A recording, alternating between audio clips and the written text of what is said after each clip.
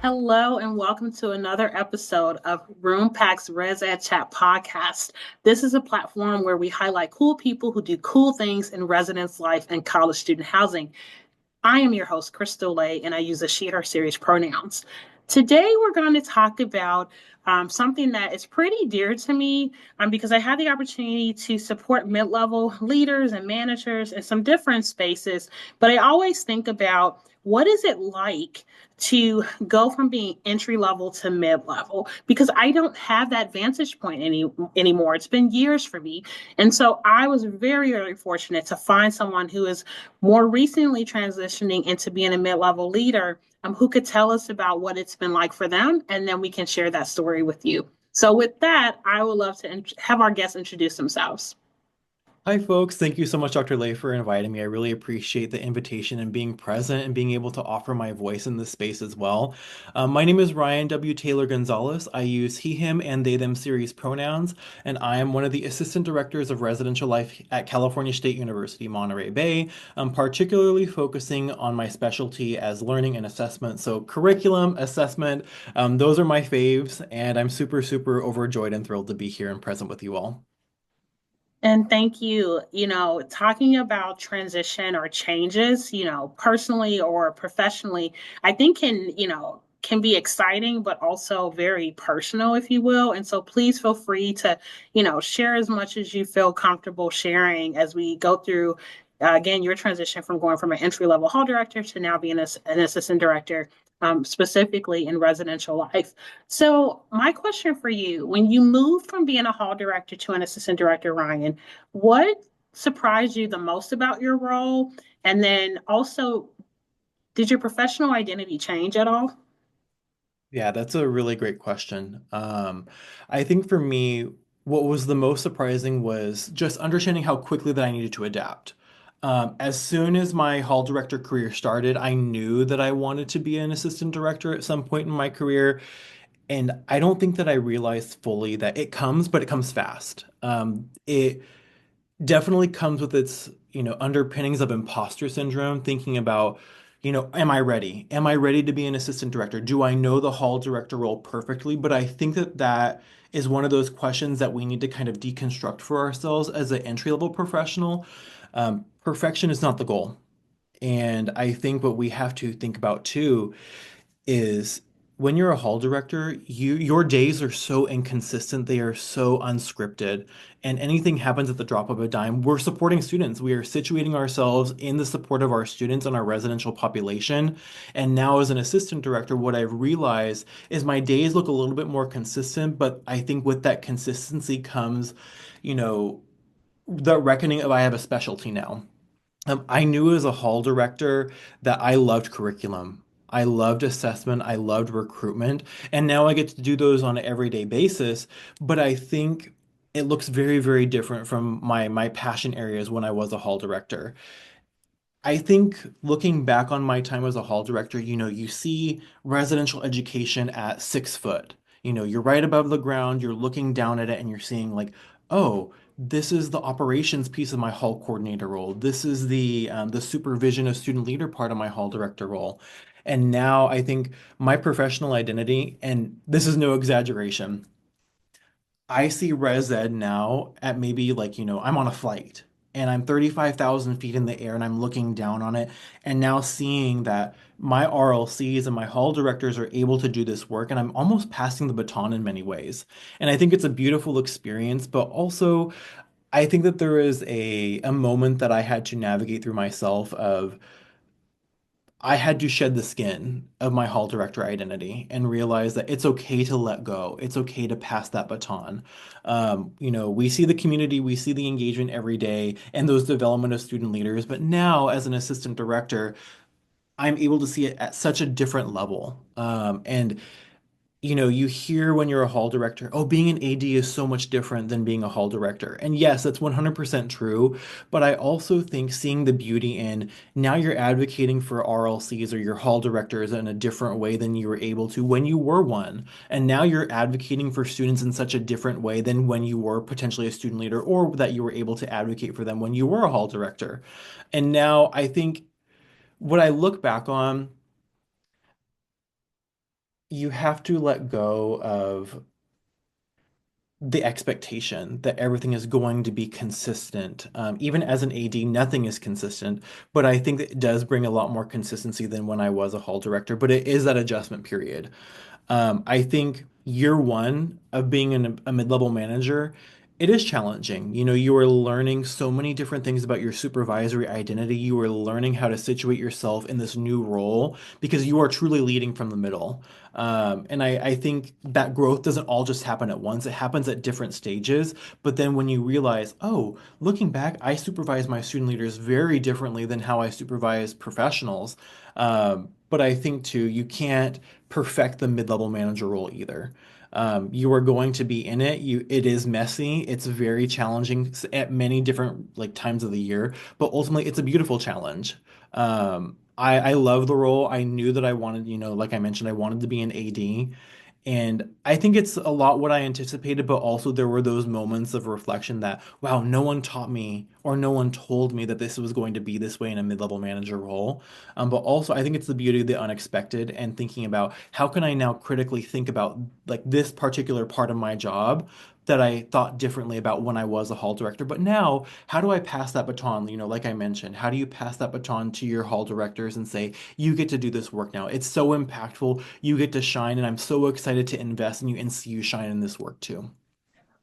Well, there's a lot of pieces you covered there. I think you talked about the scope is different. You talked about, maybe I was hovering over a building and now I'm, zooming out and have more of this, sometimes we call it this bird's eye view or that plane view.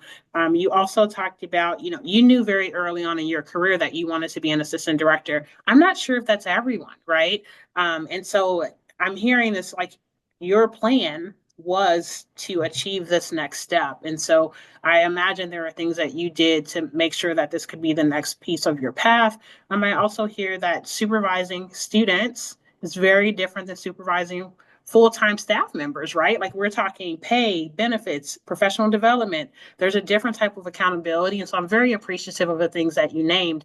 I want to go a little bit further and see if there's anything else, when you look back at your time as a live-in professional, are there parts that you didn't understand about the assistant director role or you didn't fully understand until you're in the seat right now? Oh yeah, that's another beautiful question. I think the first thing that I think about is how I manage my time as a hall director. I think, you're so used to scheduling the conduct meeting, scheduling the student support meeting, scheduling the facilities and the building walkthroughs. And now that I'm in the seat of being an AD, I look at my calendar. And of course, 100%, I color code my calendar, but the pieces and the meetings on my calendar look so different. Especially, I mentioned previously that I oversee different specialties in my current role. And I didn't get that piece when I was a hall director. I think I experienced them in practice and in theory, but I don't think that I facilitated them. I was part of the committees, I did the work, but now I oversee and I champion that work. And I think that's very, very different.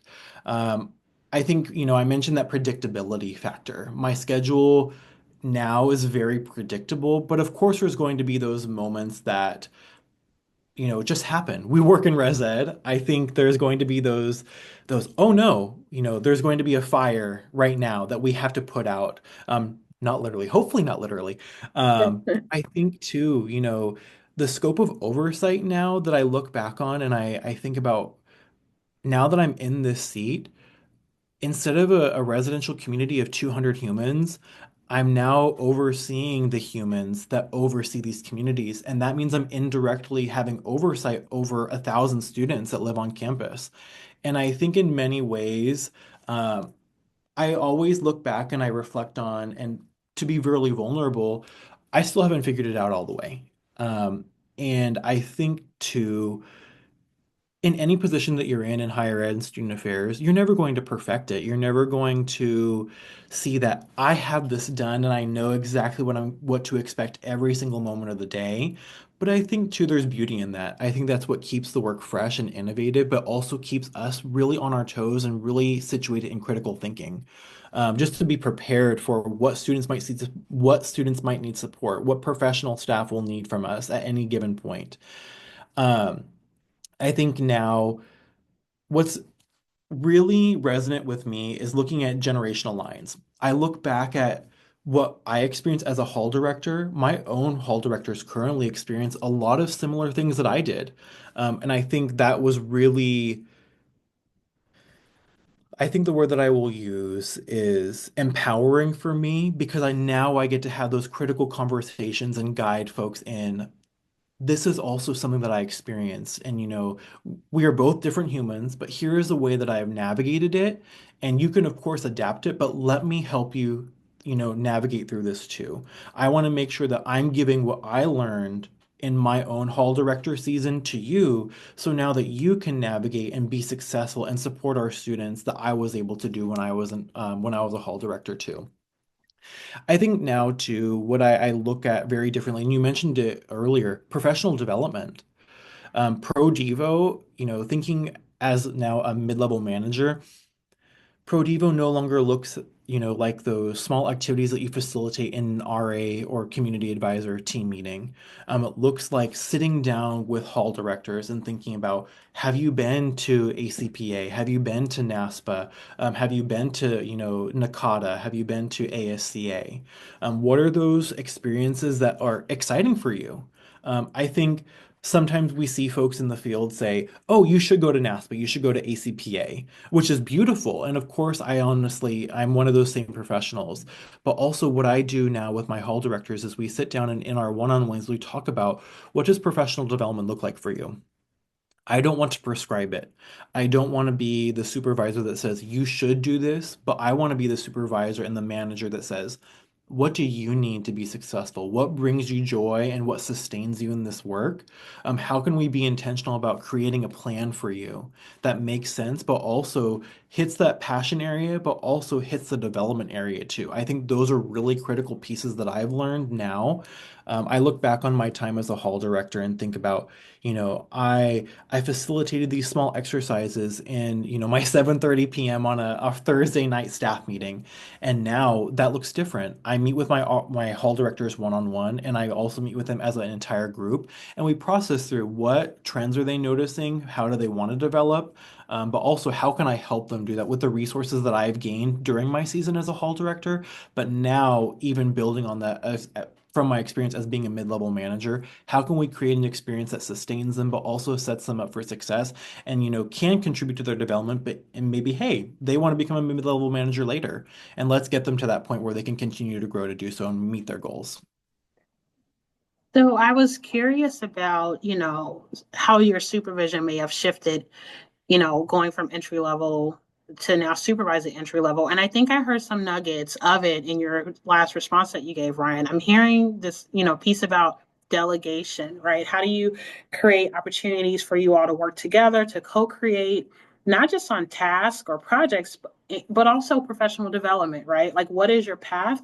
I think I also heard in there, you know, this is potentially their career, or and even if it's just for now, like, and that's a different conversation than what you're having with student staff, because you can have a student staff human who is, their major is engineering and they're an RA, right? And so now you're talking about our entry level folks who have chosen this to be their job and or potential career path. So I heard that in your response. I think something you also named that I want to challenge just a little bit, you have an experience being a hall director, and you're able to impart that onto your hall directors and say, hey, here's some places where I can help based on prior knowledge. And our field is shifting. I think we see more and more leaders and managers at every level who may not have a housing background. And so I just think something to note is, what is our responsibility to make sure that all our mid-level leaders have an understanding or awareness of things that are signature to our field, so that way, even if they don't have or they can't say I understand because I've done it, they have the tools to support that person in their role. So I really like that. You now I want to go into what did you have to let go of? Because you used that language earlier. What did you have to let go of from your hall director role in order to be successful as an assistant director? And if you have more supervision stuff to throw in there, please do so. Absolutely. I think when I became an assistant director, A lot of the learning came from unlearning. A lot of these systems, and particularly no matter my supervision style, it's important to be in alignment with your co-ADs as well. I think when we look at the hall director role, there's going to be that that notion of you live with your colleagues in many ways. When I was a hall director, I was like 45 steps away from, my neighbor who was another hall director. And that was, you know, the fun nights that you're like, oh, who wants to go get ice cream? Who wants to go get dinner at, like the local Denny's, etc. Those were the moments that you remember. And I think that looks very different when you navigate to an assistant director role because the community gets fewer and fewer, right? But I think that's why it's so important to think critically about how are you all in alignment to make sure that your hall directors truly get an experience that is meaningful. It is rooted in community, and that community is so important when you are a hall director, but it's also so important when you're an assistant director. And I think when I look back on this as well, something that I let go of is needing a specific roadmap that tells me here's how to do this part of my job, here's how this should be facilitated X, Y, and Z. Those decision trees that I remember so vividly as a hall director, but I do also want to share and name those decision trees are so important no matter what level you are. What scope of authority do you have or scope of Mm-hmm. autonomy do you have as an Mm-hmm. assistant director, as a hall director that it can inform what decisions you make, but also how you manage upward, how you manage your hall directors, how you supervise them too. I think it works both ways, but I had to unlearn that there is not always going to be that decision tree now as a mid-level manager. I think, I mentioned the predictability factor of the assistant director role. I think too, in that same frame of thinking, the AD role is still dense. It's still layered. There are so many moving parts from day to day, and I lean onto my specialties a lot. Curriculum changes, we assess it, we identify that there are different needs now every year, based on our student population that we need to address. We need to assess it and be able to say that we can support our students based on this data. How do we use that data to make sure that they are supported? But there's so many moving parts to it. I think that the road mapping is particularly more challenging as as you move upward in student affairs. And I think when I was a hall director, I felt year one, it was me learning it. It was me thinking about who am I in this work? I was a GA the year before, and now who am I year one? How am I supervising? How is my supervision style adapting? How am I supporting my student leaders? And now I see myself operating in the same way, but at a different level. So, like, I think that's where my mind goes at a different level. And letting go of there is going to be A plus B equals this outcome. Sometimes there's going to be A sub one is truly plus B sub one is going to lead to a different outcome. And I think that's what I lean into because there is that uncertainty. The hall directors that I supervise, they will navigate very similar experiences, but I think too we have to be critical, as you mentioned, students are different year to year, and so are our professionals. So we have to be mindful and really innovative how we show up and support them. Um, and I think now looking back on it, my supervision style, what I reflect on a lot is the human identity of the human that I am supervising. I think my supervision style has changed a lot since I was a hall director because, Dr. Lay, you mentioned the professional development aspects of it. You are supervising students as a hall director. And of course, sometimes, that might come with supervising a grad student. I also think that full-time professionals, they deserve such care and such attention because their roles are so unique. They are navigating being in complex situations, being on call. One of the pieces of my one-on-one note-taking document is actually labeled RLC Care and Support. How do I show up and advocate for my hall directors as their supervisor? Whether this means that I'm just facilitating a general check-in, but also hearing what they're doing for their weekend. What are they doing to prioritize their wellness and their care for themselves? I think that's so important. That is actually one question that's remained similar from when I was a grad to now. What are you doing to take care of yourself and prioritize joy? This work is hard. It is challenging. And I think making sure that hall directors know that you are cared about, you are supported. I'm here to support and uplift you and advocate for you when you need it. I think leaving behind the piece of, oh, the hall director role is so uncertain. It is so vastly different day to day. I've had to leave that behind because now what my goal is as an assistant director is to make sure I can still provide my hall directors a level of certainty, a level of care that they so deserve, and also a level of stability that they feel that they can do this job confidently, know that they are cared for, but still make sure that they can prioritize their holistic identity and their holistic wellness outside of work too. I love that you talked about, in a role that can vary from day to day, or I say every day feels like a case study, right? What am I going to learn today? What are we going to work through? The role of a mid-level leader, mid-level human can be the stability. That's what I heard you say. How can we as supervisors make it feel less volatile and so I really appreciate that. You also talked about the importance of, you said managing up, and there's also the managing down. And so when you're in the middle, you're translating up, you're translating down. I had a colleague that posted on LinkedIn and they said, as a mid-level leader, it's important for you to think about, do you want to be the captain of the boat or do you want to be the lighthouse? And so I think that's a part of that as you talk about your supervision style and then the things that you've left behind. Um, what is your role, right, as you engage with the folks that are on your team? And I love the care piece. So I want to ask you next, what has been the most growth producing lesson in your first year, Ryan, or maybe something that stretched you professionally? Ooh, there's so many of them that I can draw from. I think for me, something that has been on the forefront of my mind a lot this year is just to slow down. I think I believed this even when I was in my season as a hall director. I think the work is important, but so are you. You are so important. Your health is important holistically, and to not leave that on the back burner at all. The work will be there tomorrow, so we need you here tomorrow. And I think I look back with a lot of pause and reflection on my first year in my season as an AD. There's been so many things this year that I've had to navigate. We were building a curriculum and it's so beautiful. And also at the same time, recruitment doesn't stop and training doesn't stop, assessment doesn't stop. And I think I have so many of these ideas. And we look at and we ideate, we contribute, we develop these different experiences that hopefully support our professional staff team that will ultimately support our students.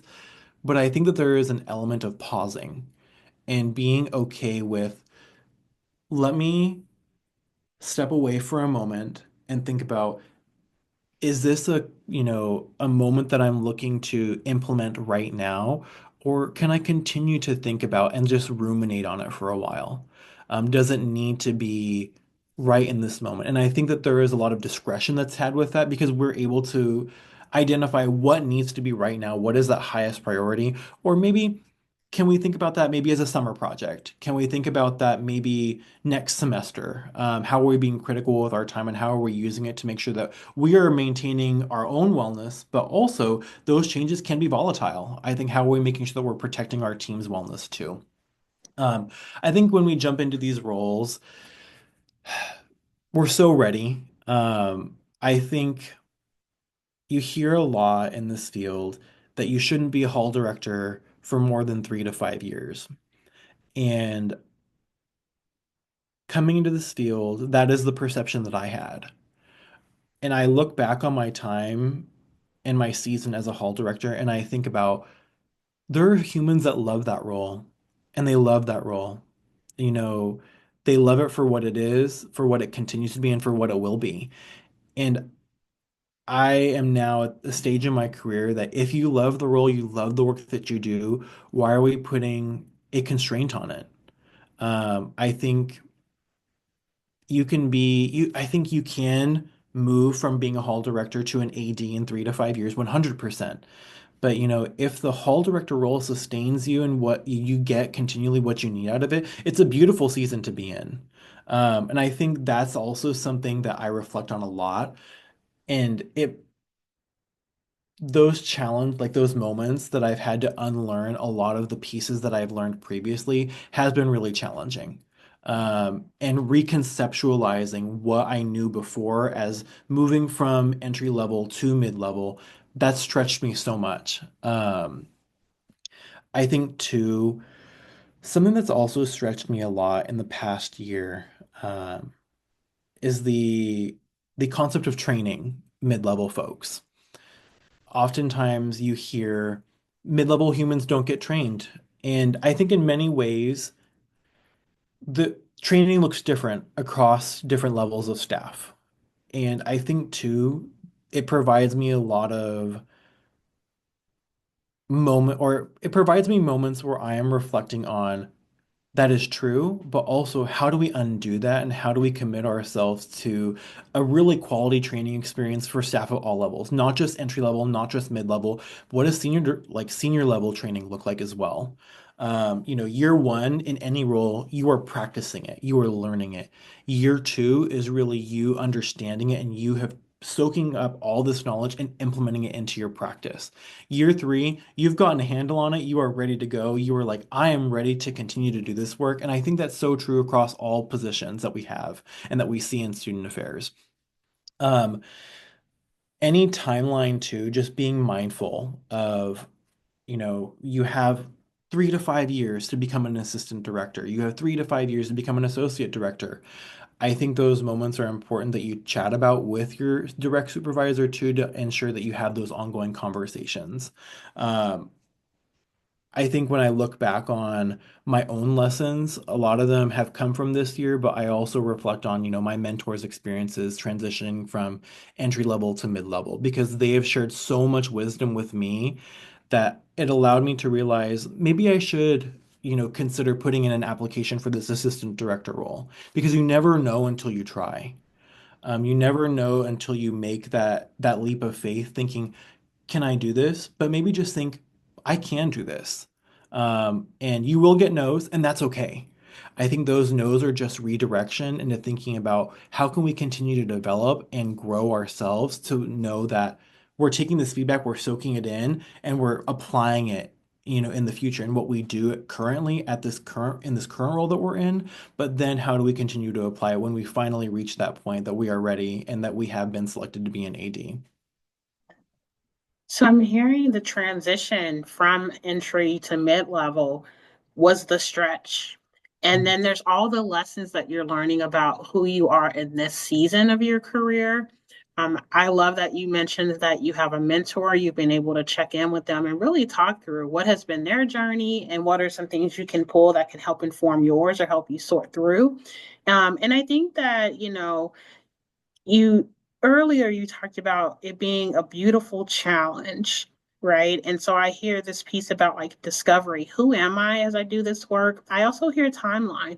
And I there is research that shows that, in that third year of a role, you're just getting it. You feel comfortable and confident. You're finding your stride.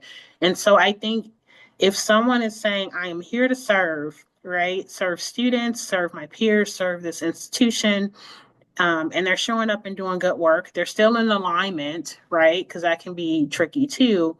Then, I think that's something for individual departments to consider as they think about what's the life cycle of this role. And what are we doing to prepare folks to get to the next level? What's the pipeline, right?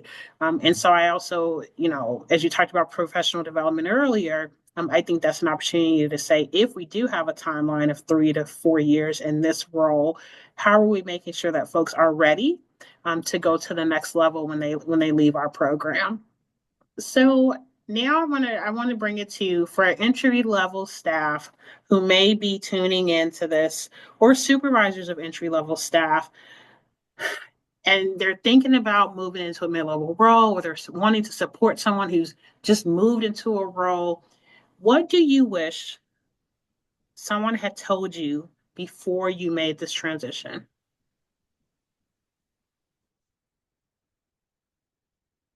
I think what I really wish someone told me, and maybe this is more of not a one-time conversation, but more of threads throughout my one-on-ones when I was a hall director, is ways that I can improve. I think a lot of times when we think about moving to mid-level, what differentiates the skill sets between entry level and mid level? Of course, there's more strategic thinking at mid level than there is from the entry level experience, but also having those critical conversations of here's where you currently are in your hall director season, and here are some skills that are going to be so helpful for you when you want to make that transition to mid level. Um, I'm so fortunate to have had, I mentioned my community of mentors having those conversations with me and also supervisors in this field that have been really intentional about sharing where I am or where I was as a hall director and how I can continue to move forward. But I also say to something that I wish that was considered when it was shared with me is that you can do it.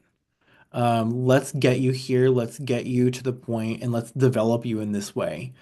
Because I think it's not enough to say, here's these skills that you have, here's how they will be applied, but also here's these skills, let's continue to work on them. And see where you can continue to develop and grow in. So we get you to that point where you are 100%, maybe not 100%, but a higher percentage ready to start submitting these applications for these mid-level manager, whether that's assistant director, area coordinator, whatever that classification might look like. How do we make you confident in yourself? Because I think that there is always going to be that component of imposter syndrome looking at this position description. Ooh, I'm not ready for that. Ooh, I don't know how I'm going to supervise, entry-level staff members. It can be scary. And I say scary intentionally because it is. You know, you start your day one as an AD and you meet your entry level hall directors and you're like, hey, I was just a hall director myself. Um, and it is scary. And, Mhm. you build those relationships with them, but I think that you have to have folks that believe in you. And you have to have folks that are ready to like develop you and share, right now at your current level, you have such wonderful potential. There are these few ideas that I think that we can continue to work on and grow in. But let's talk about how we can be actionable and get you to that space. Um, I think too, everyone grows at their own pace. And I think that that should be also normalized in our conversations. Whether it's the assistant director having those conversations with our hall director and looking back on my own experience as a hall director, um, having those conversations about growth, realizing that I remember I came into my hall director role telling my associate director, I want to be an assistant director at year three. I only want to be a hall director for 3 years. And I put a timestamp on it. And in many ways, I look back and I'm so grateful for where I am now. But I wish that I wouldn't have put a timestamp on it because I think it put so much pressure on me too. Mm. And I was in this interview process one time, and it was for another entry level position, and it was a lateral move. And I will never forget what the hiring manager said. Enjoy this season as a hall director. It happens, but once you move up, you don't realize that you do miss it when that season is over. And I think that's true. I wouldn't trade anything in the world for where I am now, and I love being an assistant director, but I do also think that there does come a mourning period for when you are no Mhm. longer serving a community in the same way as being like on the front, having these community standards meetings, supporting these residents through their such challenging experiences, supervising RAs and thinking about, oh, how are you planning your class schedule for the next semester? Those are such fun and beautiful moments to share with students. And I think this year too, one of the pieces that I have reflected on and that I have been shared now as an AD, those moments become less frequent, but they don't have to. I've learned to, and such through such beautiful conversations this year, that ADs, and no matter, you can be an assistant director, you can be a vice president of student affairs, you can be the president. You make the time to connect with students. You make the time to support them. You make the time to have those conversations with them because they still value you. They just have to know what you do. They just have to know that I'm still advocating for you.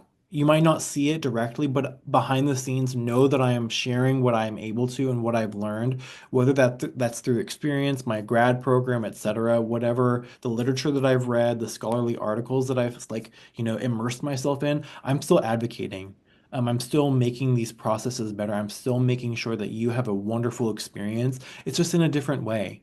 And I wish someone would have shared that with me before I jumped into this role, because I do think that oftentimes the work that we do as mid-level managers sometimes is behind the scenes and it's not as forward facing as what I experienced when I was a hall director because my RAs did see the work that I did.